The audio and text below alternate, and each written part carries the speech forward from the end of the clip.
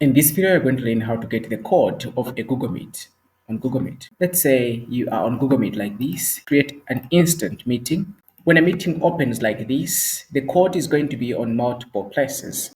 For starters, the code, you can see it in the URL, but you can see the code at the end of the link like that. This is the code for the meeting. Also, it's down here. You can see this code and the code that are there. It's just the same. So this is the same code that you also want to share. This is how you can get the code, but also you can find the code when you come here on the meeting details. You're going to see the link that you can copy and share with people you want to have them join the meeting. But at the end of this link, you have the code. This is how you can get the code of your Google Meet. I hope this video is helpful. If it was, leave a like on this video, subscribe for more videos like this, and thank you for watching. See you in the next one.